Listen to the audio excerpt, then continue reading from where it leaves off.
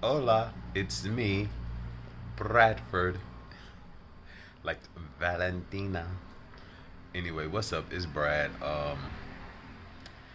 I was thinking about a something that happened, and I wanted to share it because I think it was a very interesting experience. So, in a nutshell, I was dating someone, and um, around the time that I was dating this person during the pandemic, and around the time that we met, um, the person was telling me that their brother had COVID and was pretty much on his, you know, last leg, and he and his sister, who um, both, I guess, lived away from their brother, went to, where he was in Detroit in the hospital, and they prayed over him, and the praying work, he pulled through, he survived it.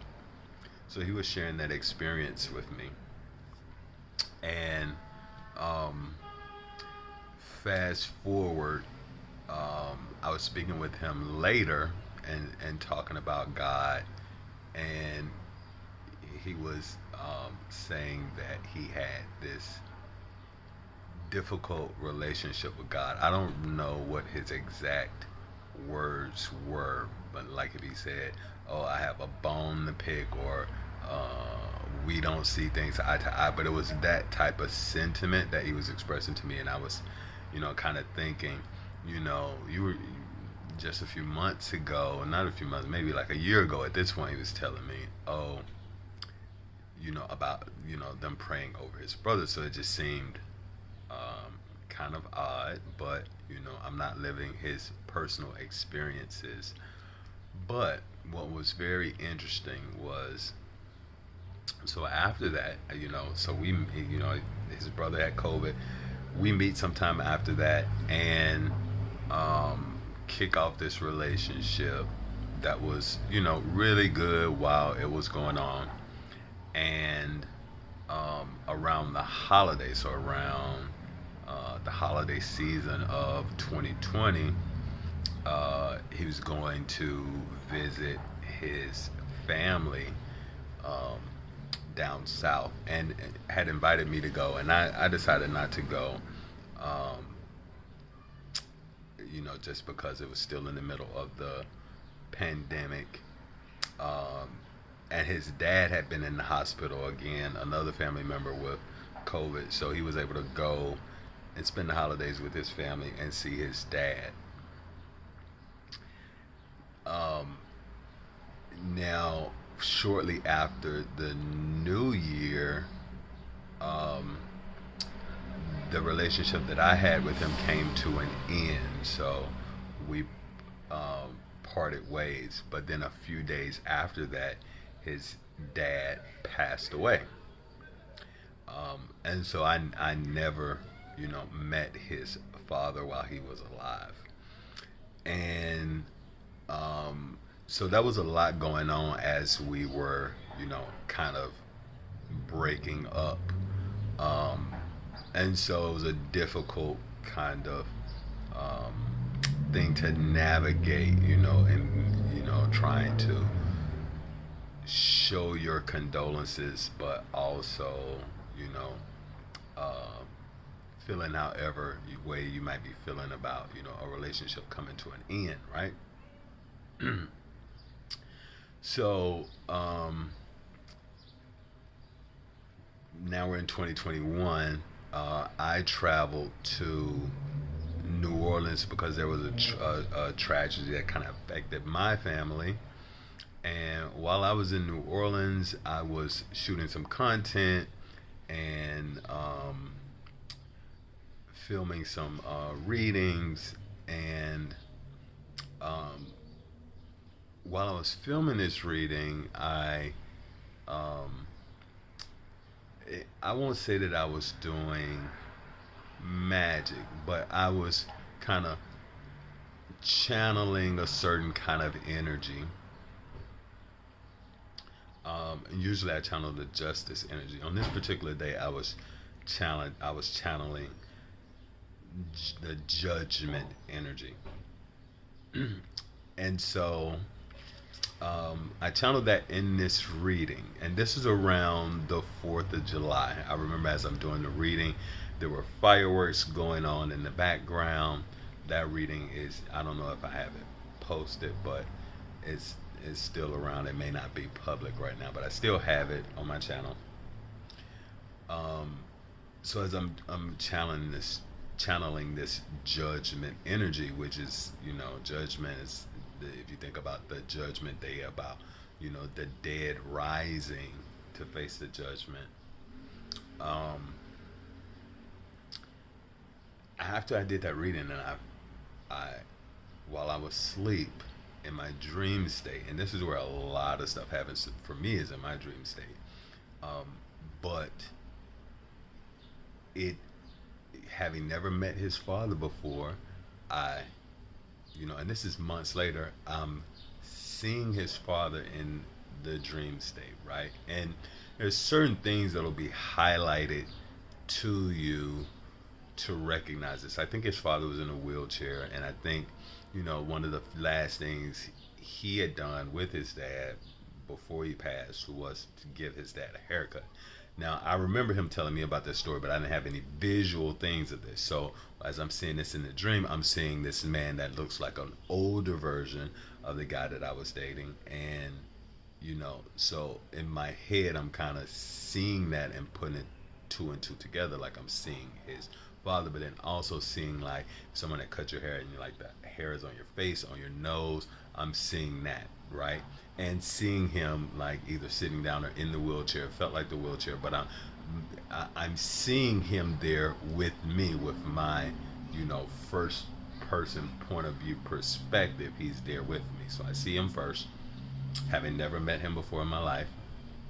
And what I see next is the person that that I was involved with, kind of, um, I see him kind of coming down some steps, or, going about his day or whatever.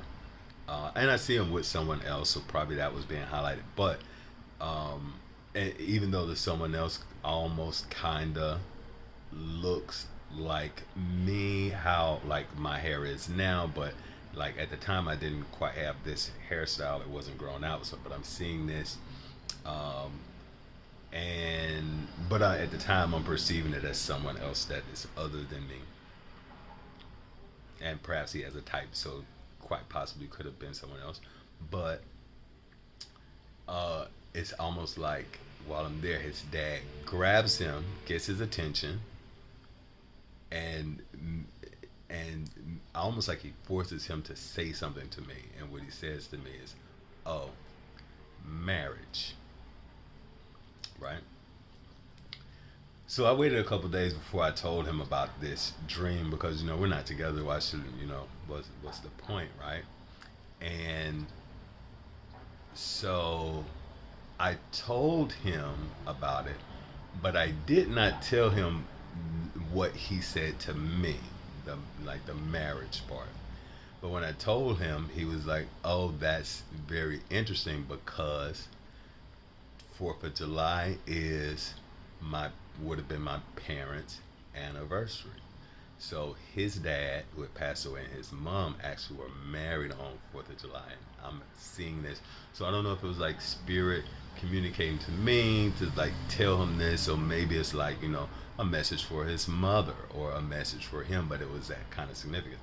I don't think he, acknowledged or, you know, felt that way. And of course, I was kind of cagey about speaking it too, but it's just a very interesting thing when he confirmed that. He said, "Oh, my parents were married on the 4th of July." And I'm like, it's so crazy that he said to me, "Oh, marriage." That was the one word that I remember communicated in that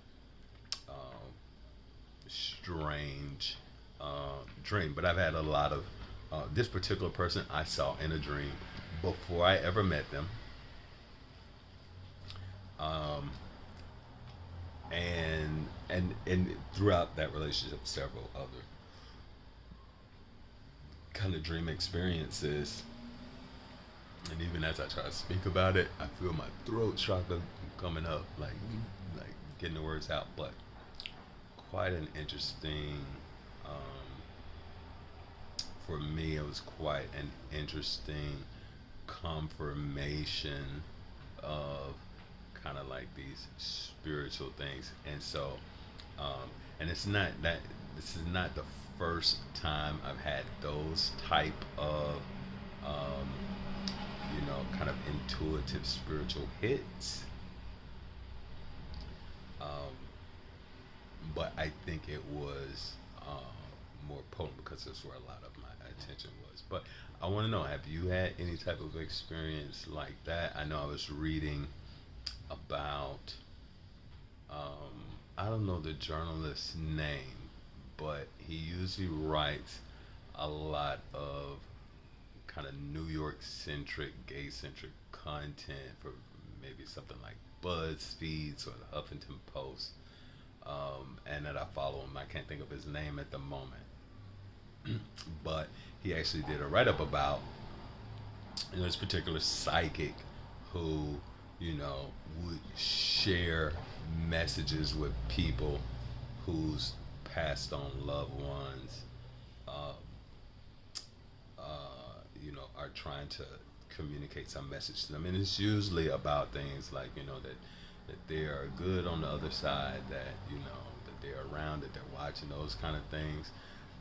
I've seen Sylvia Brown do it. I've seen John Edwards do it. It's this new guy. What's his name? Tyler, who's on E, communicates with the dead and tells people their family. So, for me, I think I do recognize that. Um, I think I recognize that I've had this kind of gift, but I haven't necessarily flexed it a lot, and or understood it a lot. I haven't had necessarily like um, a a supportive tribe who supports that, except for my grandmother. When she was alive, my grandmother and I would watch. So I first came to start watching Sylvia Brown. We would watch Sylvia Brown on the Montel Williams show. And I found it very, very fascinating. My grandmother, she found it fascinating. It was one thing that we shared. And even before that, I remember, like, we never were to go into my grandmother's bedroom, but it was on one particular occasion. For some reason, I'm in her bedroom. She had a bookshelf, and one of the books on the shelf was a dream interpretation book, which she let me take as a young kid. I remember that dream interpretation book.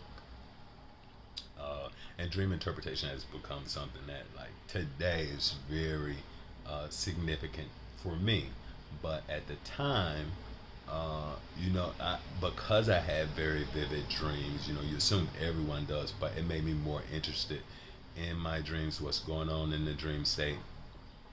Um, and and certainly now, I think I have a much better understanding of um, how to interpret my dreams. I've actually, I can think back over the years too of, when people I've encountered, I've talked about my dreams, and it just so happened I've encountered people who were into the same thing, and who gave me their interpretation of the dream, which sometimes I thought was pretty good, but it's not always necessarily the case, because I remember telling someone about a dream, and they were like, well, in your dream state you see someone as a male, they're probably a female in real life.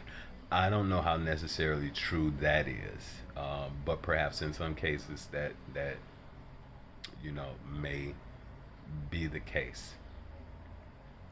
um, but yeah, so I remember my grandmother giving me that book. That was a very significant book. The other book that's extremely significant that my grandmother gave to me was a Bible. And I remember it's probably the first Bible that I received. though I'm not sure because I was a child. And so my grandma had a lot of grandkids who lived right around next door, like my parents' homes next door to my grandmother. And I had three other aunts who lived on the other side of my grandmother. So, and all of their kids right there in the neighborhood. So I kind of grew up with cousins like, sisters and brothers, because we all spent a lot of time at grandma's house. Um, and so on Christmas, as like a stocking stuffer, I think she gave all the grandkids like, a bag that had like apples and oranges and peppermints and, like little Christmas nuts and stuff like that in it. But she'd put these Bibles in each of our, stockings as like a stocking stuffer. And they were like Dollar Tree Bibles. This was around when Dollar Tree first opened in our neighborhood, like around Greenwood, Mississippi. And uh, what was so significant about it is that, I remember that I'm at my cousin's house, and we're all sitting around the new Nintendo 64 or GameCube or whatever it was at the time, playing it. That had everyone's attention. And I wasn't on the game, but we're all kind of sitting around, and I see one of the Bibles. I don't know if it was the one that she had given to me. I'm assuming that it was not, but one of the Bibles she had given to, one of my cousins. And I picked it up and I opened it. And when I opened the Bible, a light came out of the Bible, crossed the room, and went into the kitchen and hit the light bulb in the kitchen and blew the light bulb. Now, maybe to everyone else it just appeared as, the light bulb blowing. But I think to me and whichever of my cousins was sitting, right next to me, we both saw that this light kind of emerged from the pages of the Bible, crossed the room, and blew the light bulb. And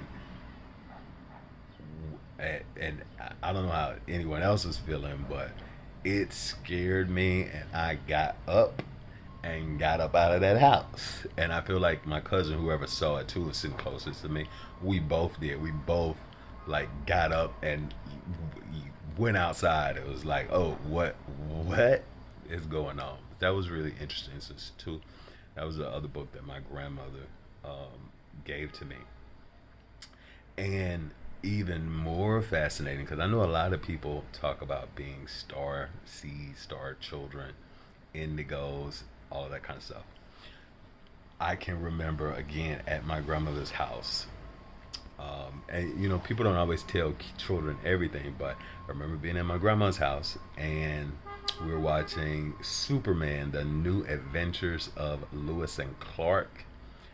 Um, no one had cable, so this was definitely on like ABC, which was the only channel that we could get out there in the sticks in Mississippi. And in this particular episode, there was something like a fireball flying across the sky, and I guess Superman's going to go and stop it. And my grandmother says that is like the the the fireball that came down on us in the backyard. And I'm like, what? Because I'm already like, I'm sure at this point I might have had the internet. I'm not sure. So maybe this is like the mid 90s. And as soon as I got the internet, I kind of came across all of the conspiracy and all of the stuff that's, alien theory that's like very, very popular now. I kind of encountered when I first got on the internet back then, because that was the kind of stuff that was piquing my curiosity, that kind of curious content. And so I was so fascinated, and even over the years, I've kind of interviewed different family members who experienced this, what I would call like a UFO sighting, but what basically, as it was described to me, my grandmother and my mother were in the backyard hanging out laundry on a clothesline. That's how they would let clothes dry. They would go to the backyard, hang the clothes out there. They might have been taking the laundry off the clothesline because my understanding is this was right at dusk. So it's starting to get dark. So before it gets too dark, they're in the backyard. My mother, being the oldest of her sisters, is the one that's helping, right? And I think one aunt is like maybe sitting on the steps at the back door. And but my grandmother's, testimony about it is the most fascinating because she says that this ball of light came down on them so close that she started to squat down on the ground so that it would not overtake them, because she felt like it was going to just come down and like be upon her. But it came that close, like coming across the side, coming down onto them, that she's like laying down on the ground. And she said she feared that she was going to die in that backyard. She was thinking she did not want to die in that backyard. And I guess in all the frenzy of it happening, the hysterics, it came down and then it just went back up and like away. My mother saw it. My mother described it as a ball of rainbow light, which is very different from the fireball, because the fireball that was on the show that prompted my grandmother to talk about the story was like a fireball. It had a fireball tail. So they may have seen things differently. My mom says it was like a ball of rainbow light, like you can see rainbow colors like in this ball. And surprisingly, the path that they said that it traveled, almost like at the time the house that I grew up in wasn't there, but it's almost like it passed through the bedroom, the corner of the house where my bedroom would have been, and then toward the back of my grandparents' house.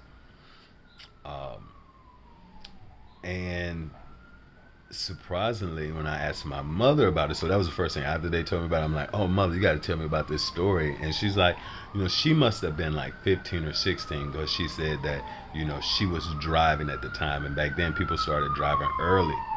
And she was saying she started doing all the driving for my grandmother once she was old enough to drive. So like 15, 16, that would have made this like early 70s, something like that. And the so yeah, my mom said that that was not the first time that she had seen this ball of light. She said that they were driving one day, shortly before this or shortly after, I don't know. And my grandmother, and she saw this strange light in the sky as she was driving. And then shortly after that, they had this experience. Now, my mother says that they weren't the only people in the community that saw it. And of course, when people started, but I think they were the only ones who were like, it came down on them like that. But she said that it's strange because it was like something that happened and then they didn't really talk about it anymore. But the papers did say that, of course, it was a weather balloon. Which is strange because I never see these rainbow light weather balloons anywhere else, or pictures of weather balloons outside of when you see a picture of something that someone says is a UFO or UAP, and then they say that it's a weather balloon. But otherwise, like, why don't these weather balloons look like a hot air balloon or something like that, so you distinguish it? But I get it, because even when you let up a little balloon into the sky and it gets distance, you can't really tell what it is. But my grandmother said that this particular, orb came down upon them. So fascinating.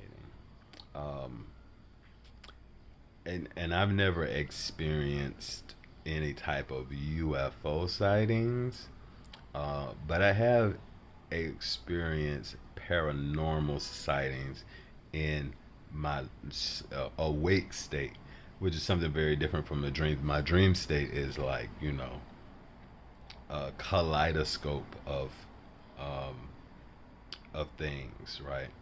Um, of 5D images, um,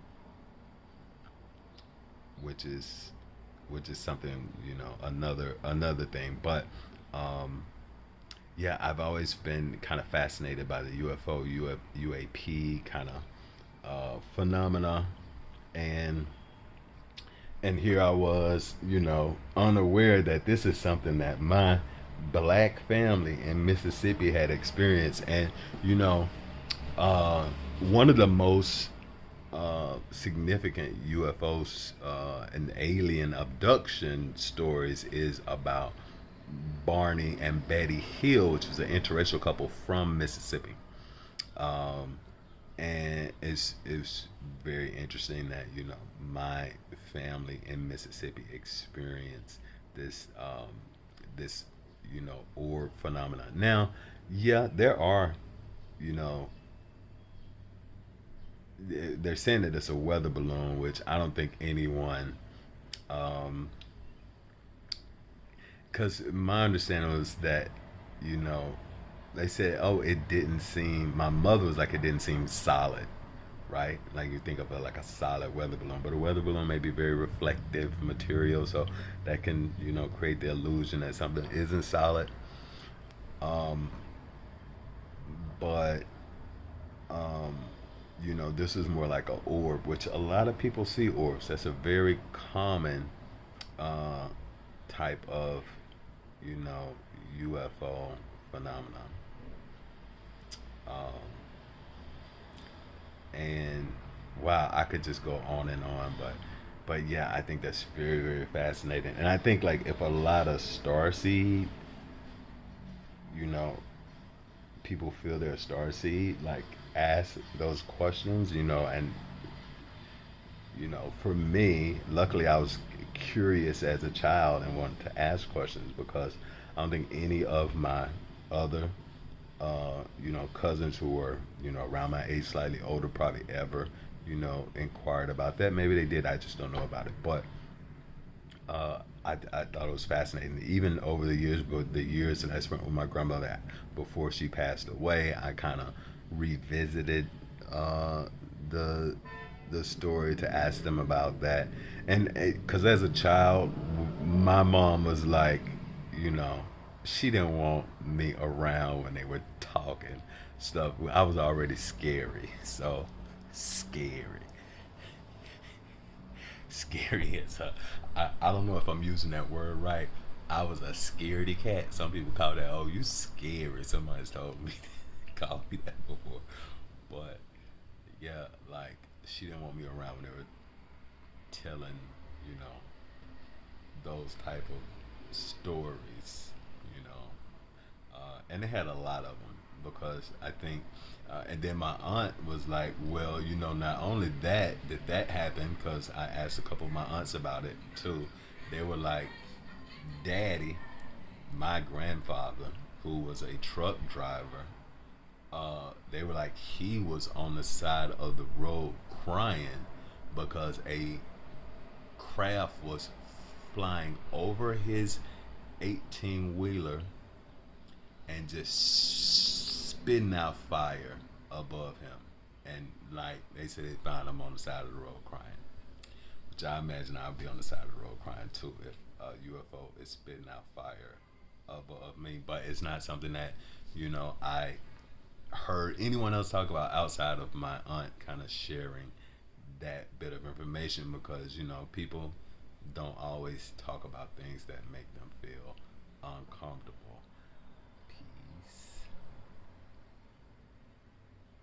Hit the like, hit the subscribe, and show your boy some love.